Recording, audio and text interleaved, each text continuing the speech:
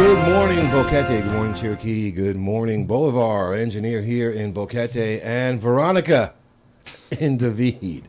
Really appreciate all you do. You're listening to BoqueteNOW Talk Radio on Radio Cherokee 103.3 FM, sponsored by Big Daddy's Grill and ACCB. That is the ACC Boquete. You guys know who they are. If you're not, go on my YouTube channel and watch the show from last week.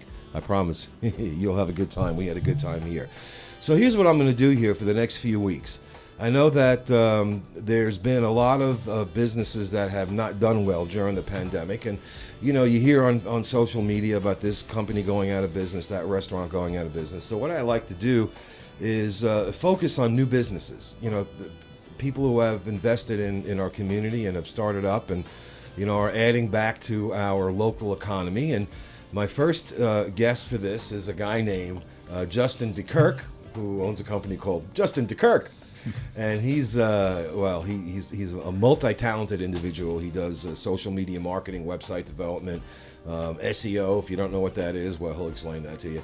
Welcome to the show, Justin. Thank you. Thanks for having me. Not a problem at all, man. You know, you can't have too many bearded people, you know, in I one agree. room. And there's three of us here, so I think we got that covered.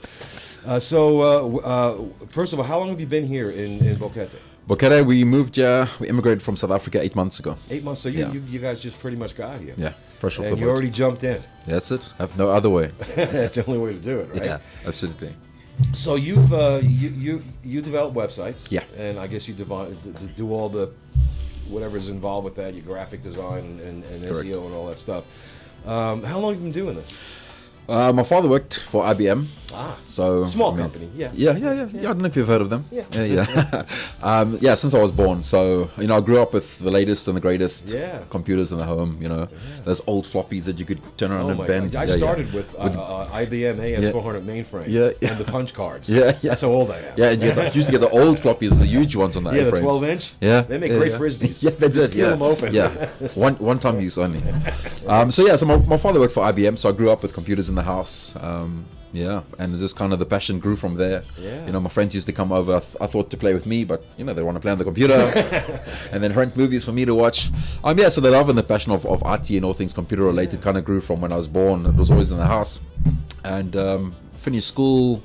Had by then already coded my own HTML websites and Nice. POCME, CSS, and then just started sort of self-teaching and self-learning. Went to university, didn't study anything computer related, studied travel and tourism of all things.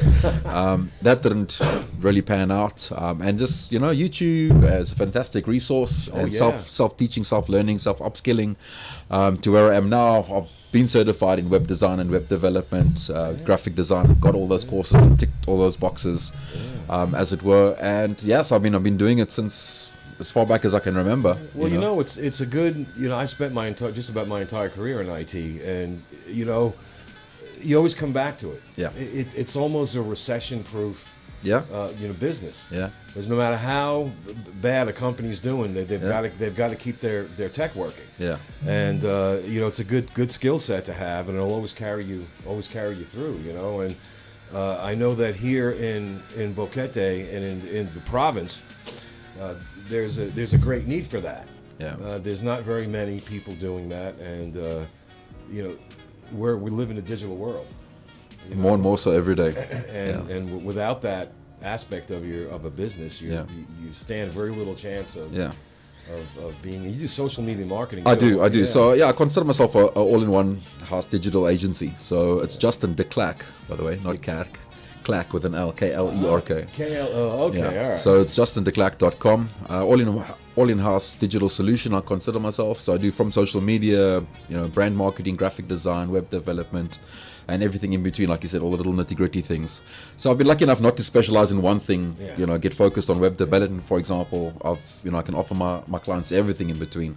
So it's been nice. Like you said, it's a foolproof. You know, I've always found little bits of work to do for people.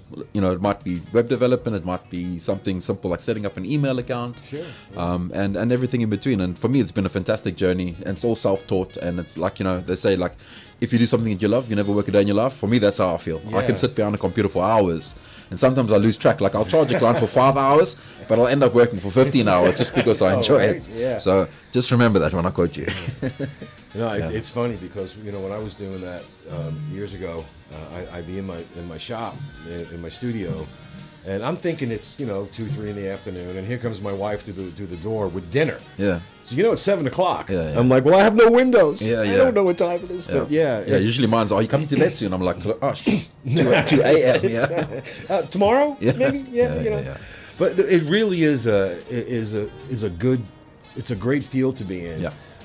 And not just for the career or the money, but that feeling you get when someone comes to you and they have no idea what to do. They know what they want. Yeah. They have that I need, this is what I want. And they have no idea, excuse me, how to go about doing it, and they don't even know what's possible. Yeah. SEO? What's that? Yeah, I know, SMM? what's that? What's that? Yeah. How do I get? And there's a lot of there's a lot of scammers out there. I was just going to say that prey upon unfortunately, that. We can get you on the first page of Google. Yeah. I was just going to say I've had to save people from that so many times where they told me, oh, but I was told this, oh, I was told that, or just people prey on their the inexperience or lack of knowledge of the specific field, and they'll overcharge them or take advantage of them, and and that doesn't make anyone look good. No, of course not. And I know that.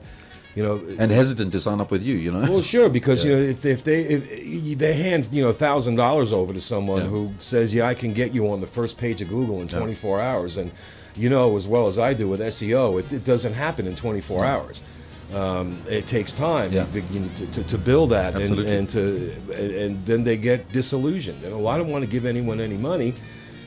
Which is the wrong decision. Yeah. The right decision is to find someone who knows what they're doing and that's trustworthy and tells them up front, this is going to take this amount of time and this is how we do it. This way, there's nobody likes surprises. Yeah. Especially a startup company. Yeah. But I think also a lot of people fail to realize it's not only the time involved, and not just specifically SEO. Could be search engine. Could be social media management. Could be anything. The time that it takes to do the graphic design, the time that it takes to do layouts. These designs don't just appear in our inbox. The designing is a process. All these things take time, and I think a lot of people sometimes fail to understand. Oh, you want to charge me $35 or $50 an hour, but the time, and again, you're not paying me. Even might take me 5 or 10 minutes, but you're not paying me for the minutes. You're paying me for the hours that it took me to learn how to do that in 5 minutes. And you know what? That's kind of a lesson that I always try to teach people. And that's, and you really can't fault people for that because they might not understand. Exactly. It may take. Someone may say, okay, well, I can build you a website and it'll be up in a week. Yeah. No. As you know, as a developer, it could take months to do it properly. Sure. Same situation with, like, I'm a musician. Okay. Right? And I'd go out and my band would bid for a job. And we're like, oh, well, how much you want? So, well, we get $500 a night. Well, why do you get $500 a night? Because there's 150 years of experience in this band. And the cost of equipment and traveling and then rehearsing and all that. They don't know what goes on behind the scenes in anything, and especially in the IT world. 90% is behind the scenes. It's even harder. It's behind the scenes, and as you know, stuff goes sideways. Absolutely. Stuff goes sideways all the time. You get a call 3 o'clock in the morning. My site's down. And you got to get up. And at 3 o'clock in the morning and try to figure out what's going wrong. On. And if you're upfront with people, then you build trust. Yes, absolutely. And then they tell their friends, and then they tell their friends. I've been lucky enough with that. Actually, it's like most of even my recent clients, is all referrals or repeat business. I've had clients where their businesses haven't worked, they've closed down, they've opened a new business, and they've taken me along with the journey for them. Done their new websites, done their new social media, and it's been good. What's involved? I want to go through a couple of these things. Sure. The show has a pretty wide reach, and there's a lot of people who are listening, who listen to the show, that are contemplating starting a business, or they are looking to maybe upgrade their exposure. Sure. So you got a couple of aspects. You have the website, obviously. Yeah. You have social media marketing, which is a very misunderstood term. Yeah. It's not just posting. I'm going to post on Facebook. Yes. And also the SEO. Yeah. So for the benefit of those people who are thinking about using a service like yours, Sure.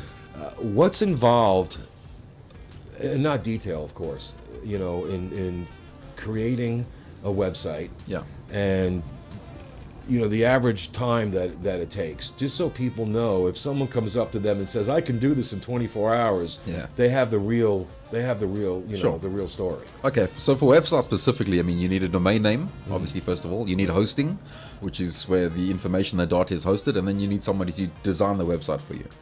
There's obviously lots of free solutions out there. You've got your Wix, right? Everybody's seen the Wix, and all that, yeah. Everybody's seen the Wix adverts on YouTube.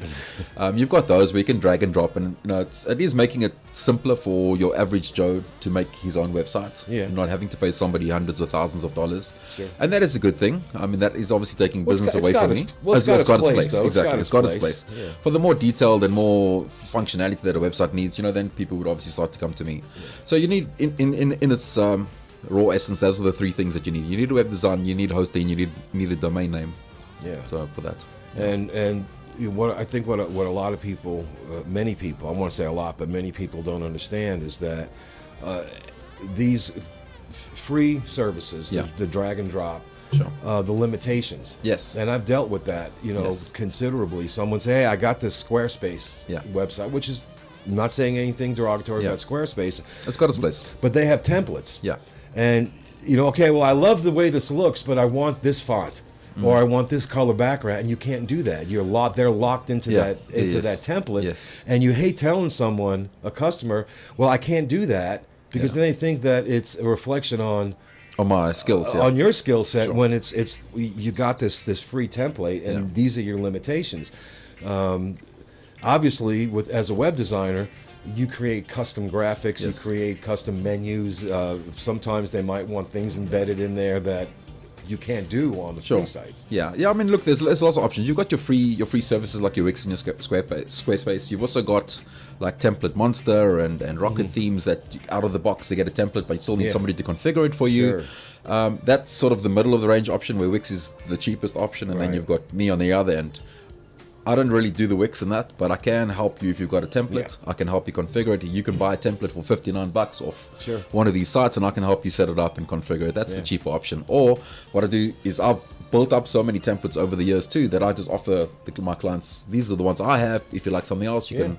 Or if you want a one-off, that's a separate conversation. That's going to be hours and hours and hours of development, or days, weeks of development. But it's like anything else, right? The one-off websites, sometimes the pricing of those will scare someone. Yes. But when you look at what you get in return for it, compared to if you have a template, you have to constantly tweak and tweak and tweak. It actually ends up being more economical to have the site designed by a professional web developer, such as yourself. This way here, they get exactly... And I know where everything is. I don't have to sit and look, okay, where did they hide that font? Where did they hide this file? Because then you've got to sit and go through every single line of code trying to find out where to edit things. So, Or the endless search for plugins. Absolutely. Yeah. And this is compatible with, and I have found over the years that I could offer, I was able to, like I said, I don't do this anymore, which is why I'm glad there's someone here in town who does, because people still ask me, hey, can you build me a website? I'm like, I'm retired, man. I don't do that anymore. But it's been my experience that having something done, a one-off, it may cost more up front, but in the long run, it's better off for your customers. Yeah. They might want something placed. I've had people say, well, I want a banner over here. Well, you can't put one over there with what you have. Yeah. But if you use me or you, I can put it wherever you want. Yeah. And that's really important. If you have a company, especially if you're a startup, you might have someone who's willing to sponsor you, but your sponsor wants their ad in a certain spot. Sure. And they may want someone to design that ad. So a competent and a professional web developer, I can handle that. Yeah. I think you just got to be clear with the clients also, like just set the expectations up front. Yeah. What do you want to pay? Like one of my first questions is always, what's your budget? What's your budget? Yeah. So, I mean, if that's going to kind of answer, what's your budget and what's your goal? Yeah. Short-term goals, long-term goals. Yeah. So I think based off those three questions, I kind of get a good feeling of what they are and who they are and who they want to be. Yeah. As far as the online media presence goes. So, yeah. Well, the advantage to that is to both you and the customer. Yeah. Setting expectations both ways. Setting expectations and asking them, You know, that communication with the customer, with the client, is very important. You know, where do you want to be in a year? Yeah. Where do you want to be in 5 years? You know, what do you want this website to do? Is it just somewhere to go for someone to get information, or do you need a shopping cart? There's so much involved in this, and it's really it's good to talk to someone who understands that these questions need to be answered up front. Yeah. It just makes the relationship a whole Much lot easier. Yeah. One of the other things that people might not understand is what is social media marketing. That's kind of a term that's thrown out there, and there's a lot of the times there's very little explanation of what that is. And I know that involves a lot to do with Facebook. That's one of the major ones. But you've got Instagram. Now that Facebook has bought Instagram and WhatsApp, there's a lot of integration that could be done there. So what advice would you give somebody? Say if I had a startup company selling widgets, you know, online and maybe in a little shop somewhere, what advice would you give as a professional? How should I handle? So what can you do for me to get me out there in social media? Yeah, I mean, obviously you got to know your target market for a start. So a mistake, if I can just take what you've said and turn it around. Absolutely. Like, what a lot of mistake people do when they pay for paid advertising is they'll just do a blanket. Okay, I want this many clicks, I want this many impressions, without knowing their target market is the first mistake they make. For example, they're selling widgets or widgets like digital widgets or fidget spinners or whatever. just a thing. Okay, you know, whatever. okay. Yeah, just say let's say it's a fidget alcohol, spinner. right? Okay, a fidget spinner. Okay, Yeah, we'll do a fidget. We'll change widgets to fidgets. So fidget spinners, companies making fidget spinners, and their target market, for example, is going to be probably kids or the parents with kids. Right. So it's not going to be your 50, 60, 70-year-olds. No. So I mean, you can change. You can do like sort of precise honing of your ads to target specific demographics or age groups. And the first mistake a lot of people do is they just put, okay, I've got $1,000, boom, $1,000 Facebook, thank you, display my ad to everybody. And that's going to go to waste. I mean, you know, you're going to have your people down in the middle of nowhere in the desert. Oh, they're seeing your, you know, fidget spinner ads, and so you need to target your ads. You need to understand your target audience before you can do that. And you can that's something that yes, absolutely. So I would give you the history, and I would tell you, look, okay, I understand your company, I understand your business. I think this is your target market. For example, you know, parents under the age of 30 or 40 and teenagers or whoever plays with fidget spinners. So you get an understanding of the company first, and then you can sort of better guide them off to how to better spend and get more bang for their buck, and not just do a blanket canvas campaign. Yeah, well, that does make sense. You know, if you purchase if you purchase an advertising program that's got, say, 10,000 clicks. Yeah. If those 10,000 impressions, just hit 10,000 random people. Yeah. There's no ROI. You could take 2,500. Yeah. A quarter of that, and target it, and you'll get more of. Absolutely. And that's not an easy thing to do. You know, that's it's complicated if you don't know what you're doing, and it can be very overwhelming to someone to go on there and try to do it. Yeah. I mean, there's so many little things. I mean, each specific platform has its little, you know, nuances that you need to know how to handle. I mean, Instagram, for example, if I can get some free information out there, Instagram, you can do a maximum of 30 hashtags per post, and you need to target and hone those hashtags so that if somebody, because you can search and follow a hashtag, you don't only have to follow an individual. So, for example, I look up Al Stefani, I can follow you, but I can also follow hashtag radio Cherokee. So anytime somebody hashtags, that's going to come up in my feed. So a little trick that I do for my clients here on Boquete is I hashtag all their posts #Boquete. So if anybody's doing a search for Boquete, yes, you see the waterfalls, you see the scenery. Oh, boom, you know, Big Daddy's ad comes up, for example. So how do hashtags work? Yeah. Obviously, you know, we don't want to get too technical. Sure. But Instagram. A lot of the people that I know that are younger. Yeah. And when I say younger, I'm almost 60, so I'm talking, you know, 30s, 40s. I'm not far behind you. Late 20s.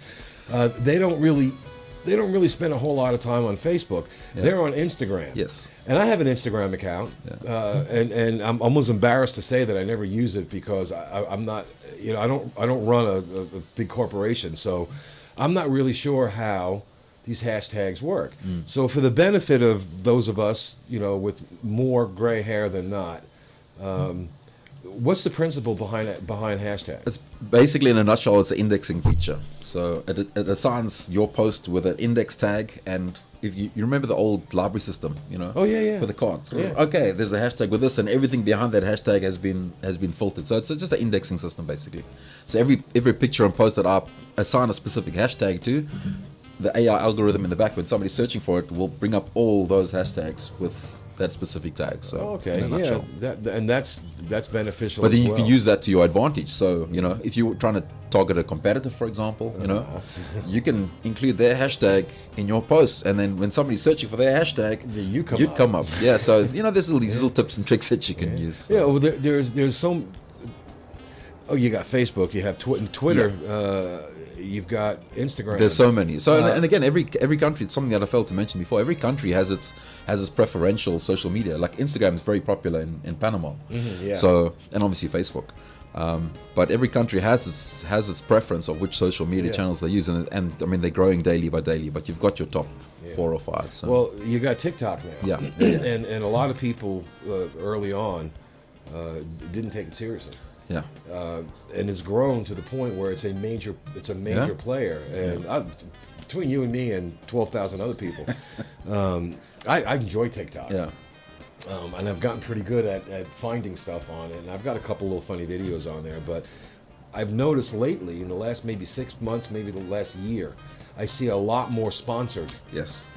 content on there. Yeah, I've been noticing the same thing on Instagram. And they're really well done. Yeah. It's not. It looks like a post. Yeah, and it's not like I don't mind watching. They're not invasive to me. It's like, oh, that's cool, and it turns out to be an ad, and it doesn't bother me. Yeah. It's not something that I'm like, oh, these people are just putting ads out there. It's amusing. Yeah. A lot of the times, I'll watch the whole minute and a half, and a minute and a half in social media is an eternity. Yeah. Right? Yeah. It's like these people that put 20-minute YouTube videos out for their product. People stop watching after 2-3 minutes. Yeah. But TikTok Attention span. has in the States, and I'm not too sure about here. Like I said, I haven't been in this business in quite a while, but I still keep up. Sure. Just because I'm interested in it, and I found that TikTok has gotten to where now I see ads for obviously travel and tourism. I see ads from major companies like Ford is putting TikTok ads out. And does their hashtag system work the same? Is the hashtag system universal to Pretty social much. media? So it works the same way. And do you create TikTok videos? Can you do something like that?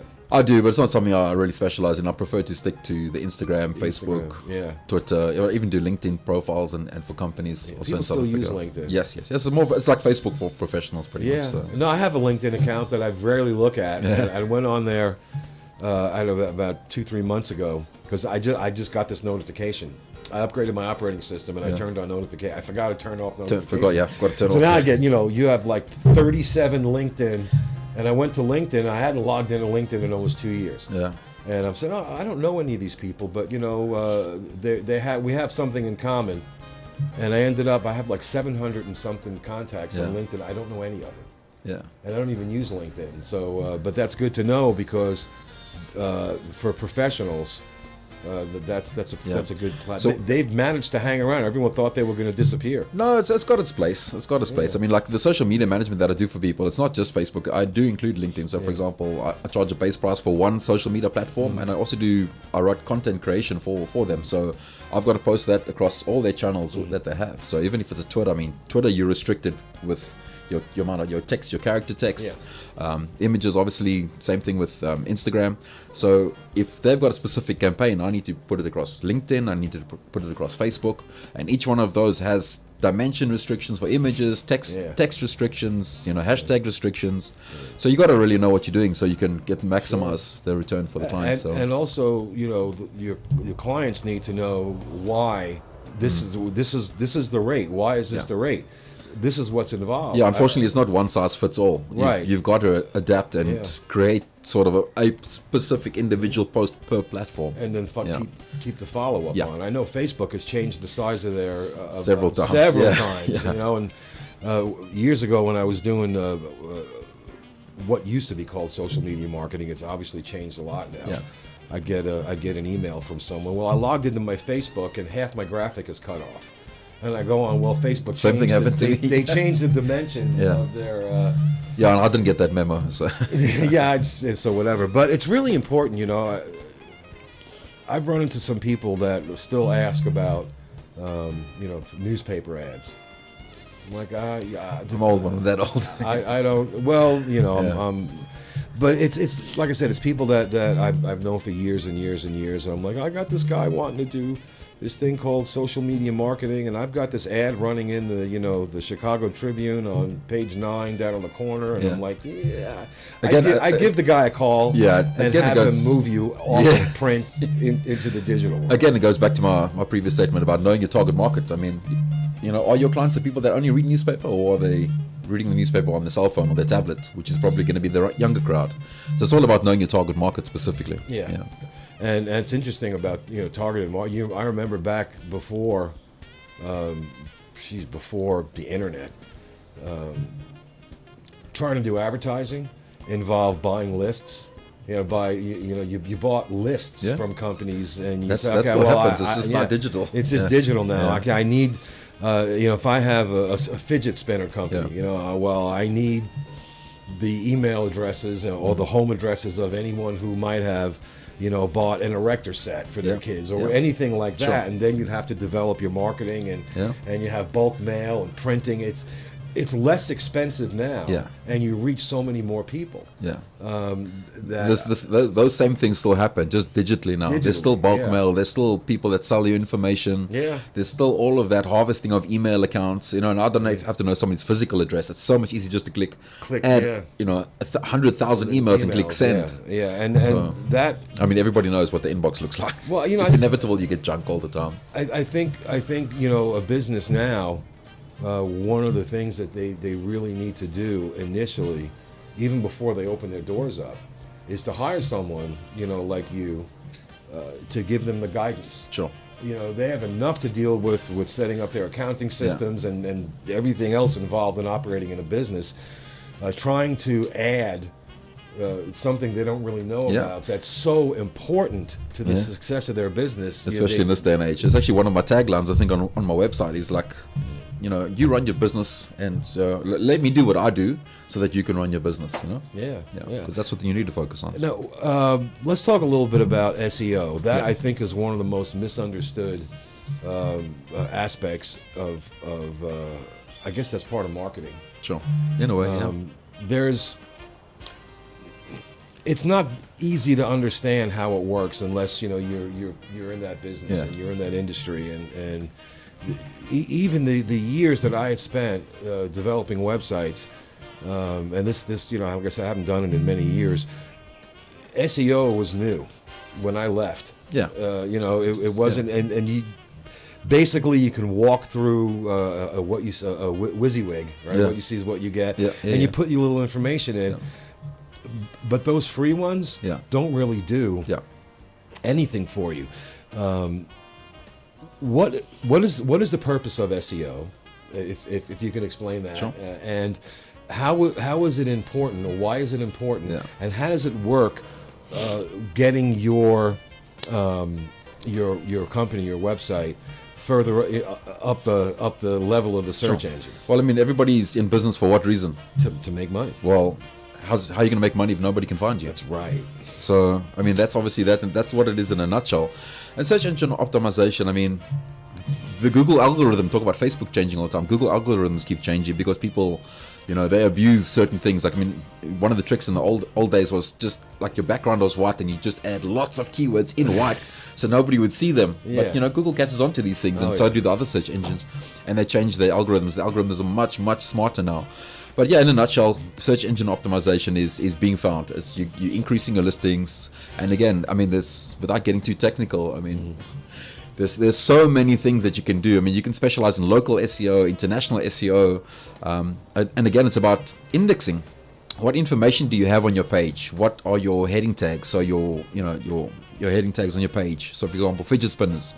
I want my heading to be fidget spinners so that Google indexes my page. It sees that I have a big bold heading saying fidget spinners, and Google knows that this page is about fidget spinners, not about something else. So again, it's about indexing. It's about, you know, correctly labeling your your images, the correct keywords in your text. And this helps. Yeah. This helps if someone puts fidget spinners in the search box. In the so in the that search engine, you're gonna be found. it'll be found. Yeah, I mean, even I mean, the AI algorithms for Google are pretty clever now. You can put a picture of a fidget spinner with nothing related to fidget spinner, and it knows that it's a fidget spinner. That's a Yeah, fidget so spinner. there's some things, but there's a lot of what they call black hat SEO and white hat SEO. There's a lot of dirty tricks that people try to Yeah. use, buying backlinks, and that's something I've honestly never done. Yeah. I don't do the backlink thing. No. I- That from what I understand, and correct me if I'm wrong here, that actually hurts. It can. Because Yes. Google you will, can get yeah. penalized, and they'll actually take away your points from Yeah. you, and you'll For that. get lower. I mean, yeah, without bragging, but with bragging, I got somebody. Well, you're there here was- to brag, dude. there was a dive company in Thailand, and obviously I don't know if you're familiar with Thailand, but very popular with diving. Scuba diving, and he was South African guy. Actually, had gone to go open up a business there, and he was on page 15 of Google. So I had my services, and after about I think the 5th or 6th month, he was on page 1, not at number 1, on page 1. Yeah. Which was quite an accomplishment, which I thought. There's also a joke in the IT industry. Oh, if you want to hide a dead body, hide it on the page 2 of Google. Right. Yeah. So yeah. And Google has made some changes now that if you don't have, and you could explain what a secure socket certificate is, SSL certificate, they won't. Not only will it hurt your indexing, Yeah. but when someone goes to your website, Yeah. you get that little exclamation point and a thing that says this site Yeah. is not secure. Yes. And if you're selling something, if you've got a Yeah. shopping cart or any way giving financial information, and you go to a website and it says this site is not secure, Yeah. you're just going to drive people away. I assume you're using Chrome. Well, yeah. Because that's obviously Chrome is Google, so it's the same company. Yeah. But yeah, they'll limit you. You won't be able to see it. But secure socket layer is basically just encryption. Yeah. So it's encrypting all the sensitive information, credit card information, names, addresses, all that kind of stuff. So you've got different options for getting an SSL certificate.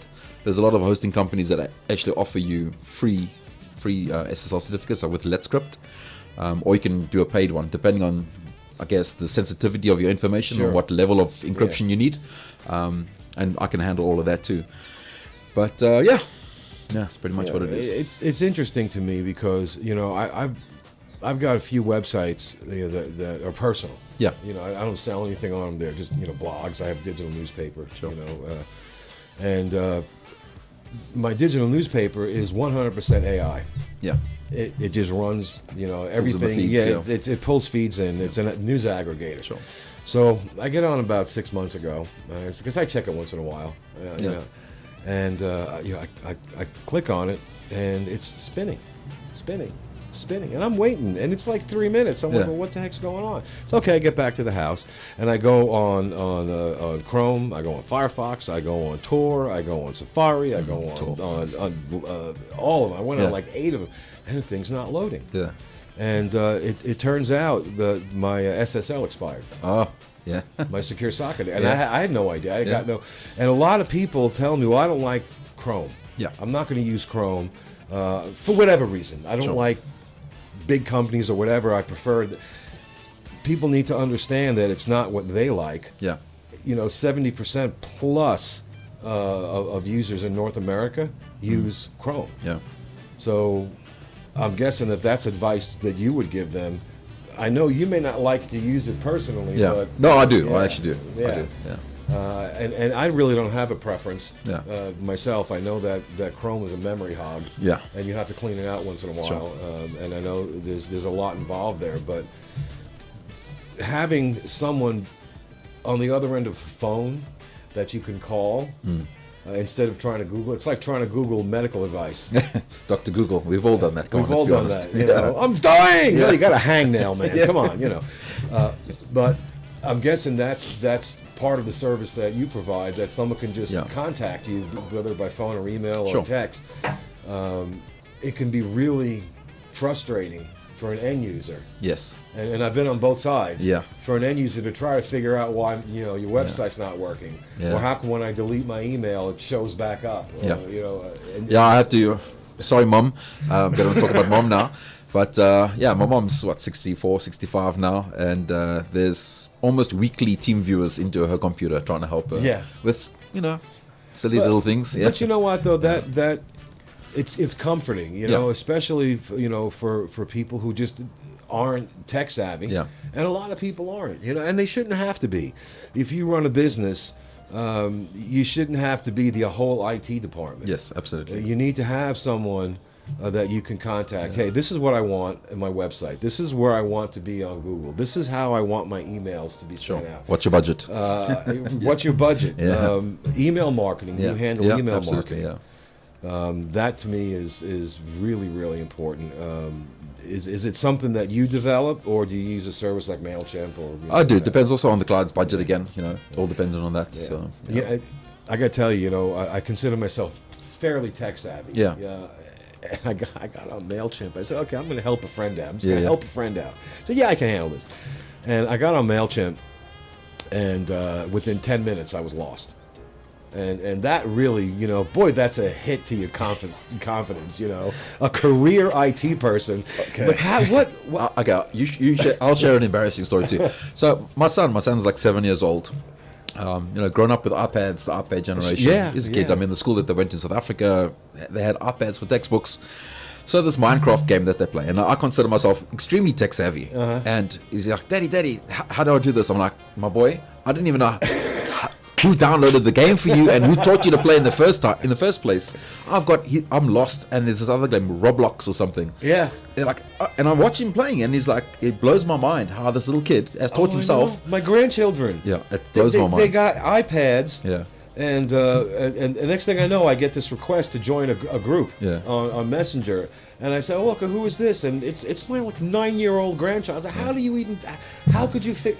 Okay, I know they're I'm a building fossil. houses, they're mining resources, collecting. In Minecraft, you've got this crafting table. It's one thing I know. So you add this element, and it makes something else. And the things as kid, oh man, It blows your mind, doesn't absolutely. it? Then he's like, Daddy, how do I do this? I'm like, my boy, don't ask me. No, my son. It makes me feel so old. My son is he's 26, and he works for a software developer. Okay. And really, trying to get a text or a phone call with your kids, especially if you have adult kids, is difficult. He's very busy. He works in downtown Atlanta. Sure. So about 2 months ago, or 3 months ago, he says, "Look, the easiest way to get a hold of me is on this system called oh man, it starts with a D, and I don't know why I brain farted on it. It's a communication platform for gamers." Okay. And I'm trying to find it here on my phone, because it really is the only way that Discord. Okay. Right? So he's on Discord. So okay, I log in, I create an account. Yeah. It's $10 a month. Yeah. And so the other day, I finally got it all set up and working. And I have in my studio, I have various headphones and speaker systems.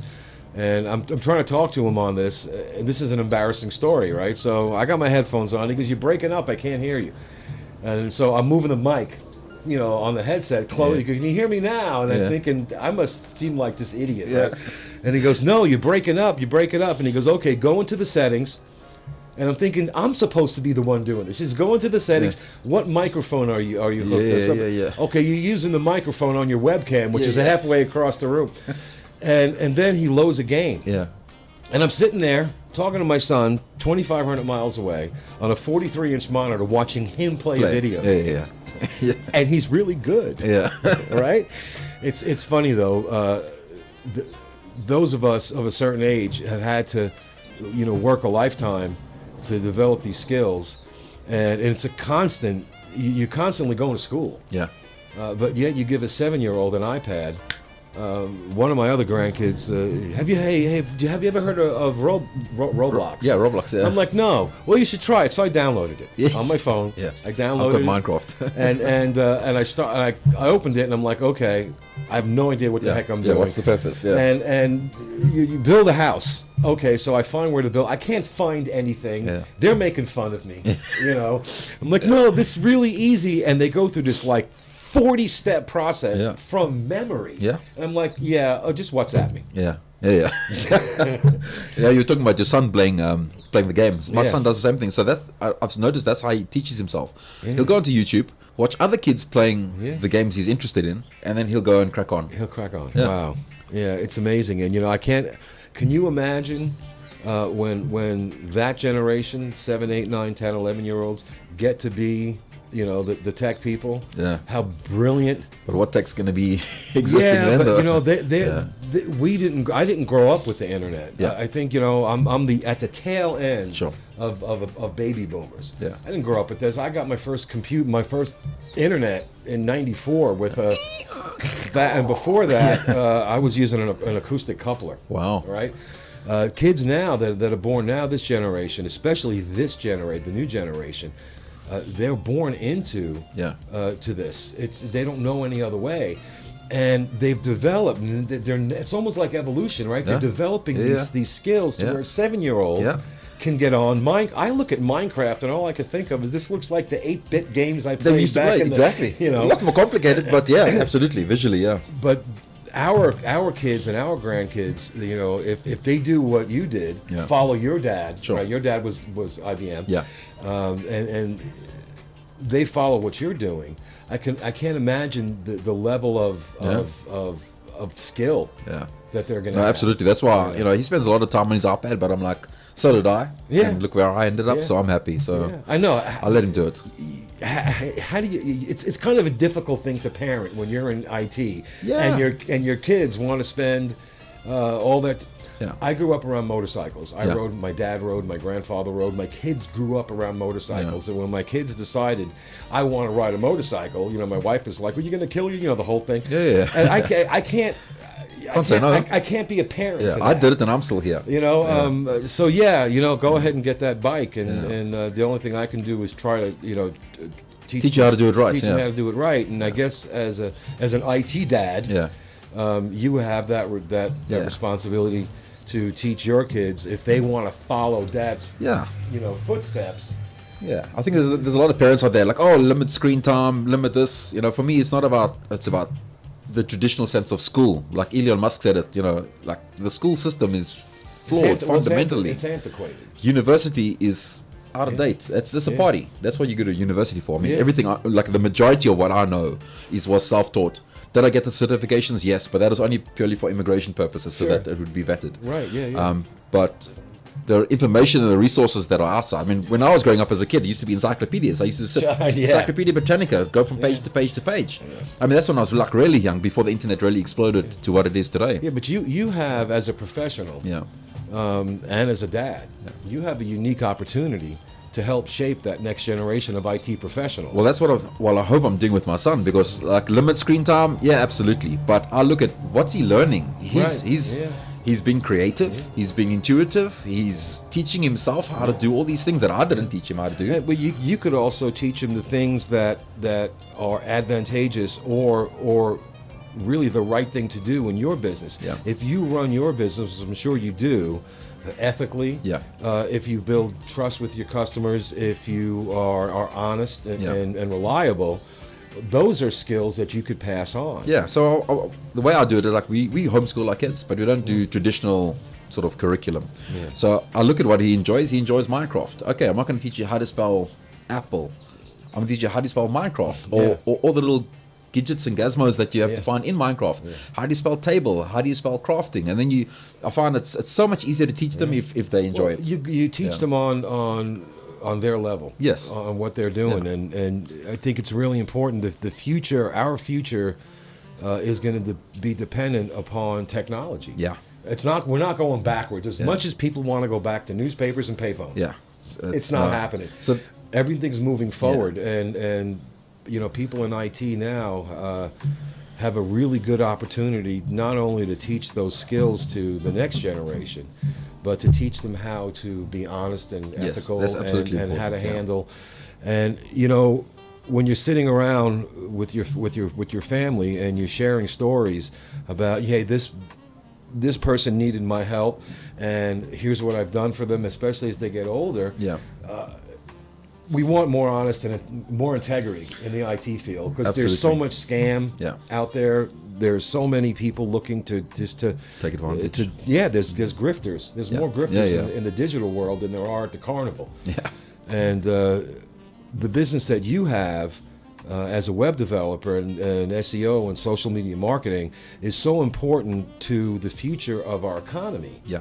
The fact that you're able to provide these services with building a reputation of someone that can be relied upon, because that's really important. You want to be able to call, hey, Justin, man, I'm having, hey, I got you covered. I got you back. I mean, for me, that's all about transparency. And actually, even on my website, like I'm not into horse trading.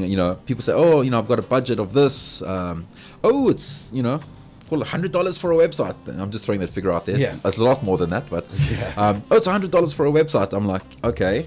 So almost all my pricing is transparent. It's on my website. So if somebody wants a social media campaign, there's 3 options to choose from, whichever one better suits your budget. So there's no back and forth. Oh, I can't afford this, I can't afford that. It's there. It's a simple yes or no. Yeah. And that's for the web design. Again, there's 3 packages to choose from. If there's something more unique, then we can have to sit around the table. But it gives people a good baseline of what, and there's no back and forth. You don't even have to contact me. You can go on the website, have a look at the website, see, okay, he's charging this much, and then contact other people and do a comparison yourself. And that's really important, because there was this entire conversation on Facebook last week about transparency in digital businesses, and I'm reading through it, and the issue was, someone goes to a website and they look at what services there. I need this, and they find a website and it's call for pricing. Sure. Call for pricing. And my only comment, my contribution to this thread was, if I go onto a website and I'm looking for something and it says call for pricing, I move on. Drop off. I don't have the time to hunt down a price. Yeah. Imagine walking into a grocery store and every label and every can of food said, go to the register to find out how much this is. Yeah. And to me, it's the same thing. If I go to your website, I know I need help with this, and I go to Justin D. Klerk. Yeah. Justin D. And I'm going to put all that in. I do a promo after the show on my. I want to know, look, how much is this going to cost me? And if I have questions, I'd contact you. If I want something extra, then we can talk about it. But if I have a budget in mind, I need to. I have $500. I want to, or $1,000 or $2,000. I want to spend on this. I don't want to have to call 100 people to find out what they can do for my money. I'm running a business. I don't have time. I'm not a research analyst. I want to be able to go to your website and say, here's my budget. Oh, okay. Well, now I'm going to call you. Yeah, that's close to what I have. Yeah, and I'm we can going to engage you contact further. you, and I'm going to get the satisfaction of knowing, okay, this guy knows what he's talking about. He's not BSing me. Yeah, there's not going to be no surprises. And you get some business, which is obviously. Yeah, for me, it's the most important thing is that there's not going to be any surprises at the end. Like I've even changed the way that I charge people. I used to charge hourly, but there's so much scope creep, and the project. With web design especially, I mean, it just morphs into something. The client knows what they want, but then usually, like, I'll give them what they want, and then a week later they've got a new idea, or I've put in some input, and then it evolves. Yeah, morphs is not the right word. It evolves. So I usually just charge people value-based pricing. What's this website worth to you? What is the goal? What's the purpose of having the website? What do you want to get out of it? And then give the people a value-based pricing. So whether it takes me 5 days or 5 weeks or 5 months, the client pays one fee. Yeah. So, well, and that's also, I've talked to people over the years that have been, I don't want to say ripped off, but unpleasantly surprised. Yeah. They'll get a quote on a website and be like, okay, well, I'll do that. And then 3 or 4 months later, they get a bill. Yeah. And it's twice the money. Yeah. And there's been no communication. Yeah. There's been no, hey, this is what you need. There's no satisfaction of talking to your provider, your service provider, or them talking to you. Yeah. And next thing you know, they got an incomplete website and they don't have they're out of money. Yeah, I think you just need to, it's about setting those realistic expectations and having those, I mean, nobody likes to talk about money, let's be honest. Well, no. But you need to have those, let's call it awkward conversations, and in the beginning, and also setting realistic expectations with your clients. You're paying me this much and you're getting this for that. There can't be any scope creep. There can't be any add-ons, and just make it clear in the contracts that you have with the clients that for this $1,000 you're getting a 7-page website, not a 9-page or a 10-page, a 7-page website with X, Y, and Z. Yeah. And then there's no surprises. You're setting expectations on both ends. And then if I were to ask you, okay, well, you know what, I'm launching this new idea. I need another page. Yep. And then Separate conversation. a separate conversation there. Yeah, and that's really important. It doesn't matter if it's a website company, a developer, or if you're Just set the boundaries and limitations. I mean, Yeah, if you're going to overstep them, then there needs to be compensation. So I think but that needs to be clearly understood. Yeah. and that's very good to hear, because there's people in the IT business, we tend to get very focused. Yeah. And maybe not 100% aware of what the customer or the client's going through. Yeah. There's a lot involved starting a business, and it's not all about the IT. There's accounting, there's taxes, there's just a ton of stuff that the client is dealing with, and it really needs to be as simple as possible. Here's what I need, Justin. Here's how much money I have. What can you do? Okay, client. Here's what I can do for you, and then the client just needs to be able to go away and run their business without having to babysit something that they're paying for. I think that's a really important part of any service, but especially something as important as a digital presence. Yeah, which is getting more and more important. Yeah. It's paramount now. I can't imagine.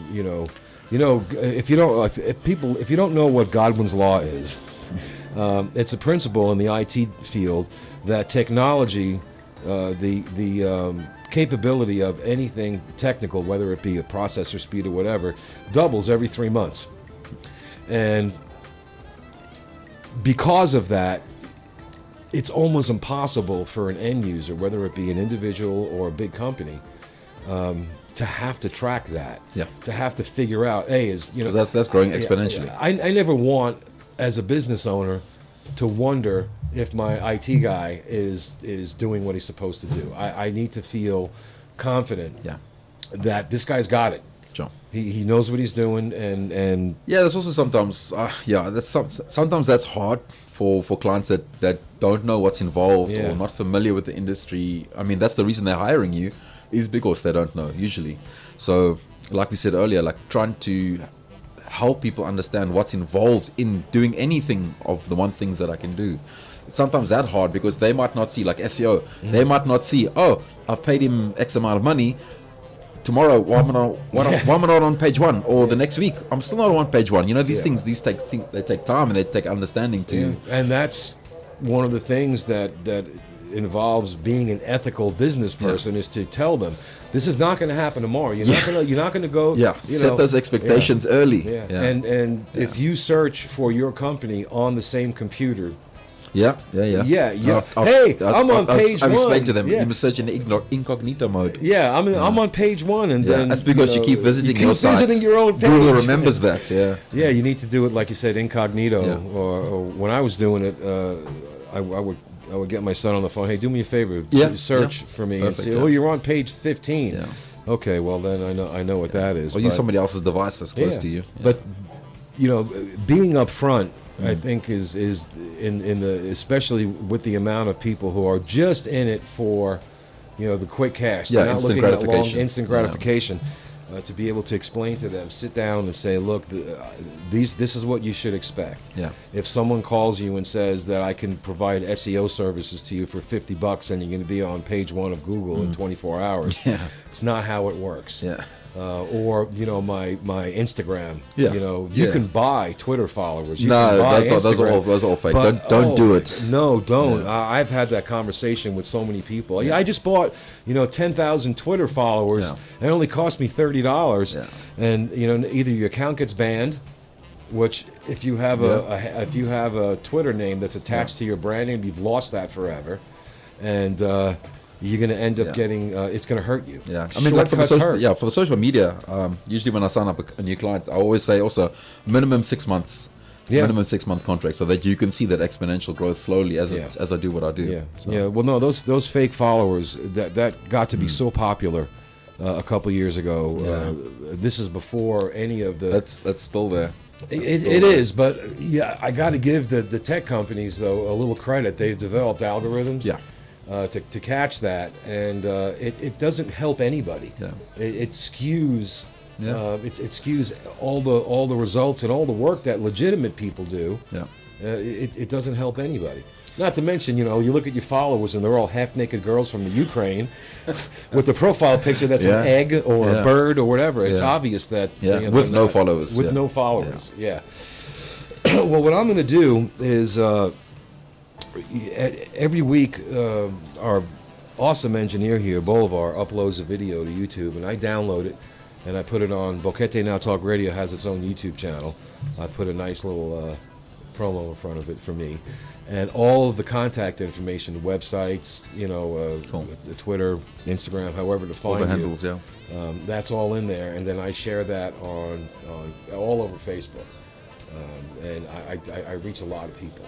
So hopefully, that would help you, because it's really important here in Panama, and also this is also our community. Yeah. That people understand that there are new businesses. Yeah. That are people are coming here and they're not giving up. No one's giving up on Boquete. No. There are people who see the opportunity here to provide a needed service, and also to add to our economy. Yes, absolutely.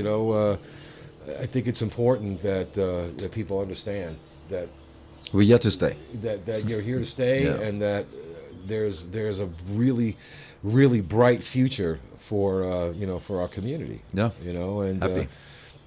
the other businesses that are coming here can benefit from your service. Yeah. And one thing I've learned about this community, living here for the years that I have, is that it's a very close-knit community, and they prefer to work with each other. They would rather use a local web developer or SEO or social media than someone somebody that they can sit with face to face. Yeah, that's in Canada, for example. Or India. Or India. So that to me is one of the benefits, I think, of starting a business here. Is the business community here is very well connected. Yeah. And they work very well together, and they specifically search out other local businesses to try to grow our economy. Yeah, try to support the locals, We got a couple of minutes left, so I want to recap. How do we find you? Everywhere. How do we find you? On Justin de Klerk, that's Klerk. So it's Justin, Justin, DE, and then KLERK.com. And all my information's there. Everything's there. Yeah. So you can get you on Instagram. Yeah, and Instagram. I'm gonna go there, and I'm gonna follow you you on. My Instagram is just goofy videos. Yeah. Because I'm just a goofy guy. But the website's got all my contact details on. It's got my WhatsApp. It's got my direct email. yeah, and you live here in the community. Yes, in Boquete. All right. How much time we got, Bolivar? We have 2 minutes. All right, 2 minutes. We got 2 minutes. So, in a nutshell, web development. Yeah. One-off. Yeah. Or templates. Yeah. However you can handle Whatever that. your budget. Whatever your budget is, and you work with WordPress. Yes, WordPress, Joomla, or All of them. Can just code it. All of them. Whatever. Yeah. Yeah, I started with Joomla, but I've kind of swayed over to WordPress over the last couple of years. They got a good platform. Yeah. They got a very good platform. And social media marketing that doesn't just cover Facebook. You cover a multitude of social media. Yeah. And I would guess that the type of company would tell you where to concentrate on. Yeah, again, they need to understand what the target market is, like I said. So, different countries have different preferences, different age groups have different preferences. Yeah. So, again, it's about determining what the target market is. So. And search engine optimization. Yes. Do you consider that something that's a specialty? Yeah, absolutely. Absolutely. I can tell, by the way, yeah. Yeah. It's you know why. That's one of the things I specialize in. It's actually one of my favorites. So. Yeah. Just because to get that gratification after 3 months or 6 months or whatever, because it is hard. It's not a lot of people know how to do it. Yeah. And to see somebody go from, for example, like I did for my client, from page 15 to page 1, I'm happy. Yeah, and especially if it's done legitimately. Yeah, absolutely, 100%. Because you'll stay there. Yeah. That's okay. So, we've been talking today with Justin D. Klerk. Boom, got it right. He owns Justin D. Klerk. .com. He's a sole proprietor and provides web development, graphic design. Yeah, Full House Digital Agency. Full House. That's good. What's it go? Say that again. Full House Digital Agency. Full House Digital Agency. Why didn't I think of that 10 years ago? Lives here in Boquete, and if you have a business here that you would like to get started, or maybe to get a little more exposure, looking for a website, a nice website. Or if you have one and you're not being found. You're not being found. Go to Justin, and I'm going to post all of this on the video, and hopefully you will be a huge success here. Thank you. Thanks for having me. Not just for the benefit of you and your family, but for the businesses here in town, and everybody wins. Right? So I want to thank everybody for listening. And next week I have a woman named Celeste on the show. She runs I'll tell you what. I'll tell you about that later. She's an unbelievably fantastic woman. She does all kinds of health stuff, and it's going to be great. Anyway, been listening to BoqueteNOW Talk Radio on Radio Cherokee 103.3 FM, sponsored by Big Daddy's Grill and the ACCB. Thank you for your time and attention, and have a wonderful day. Paso buen día.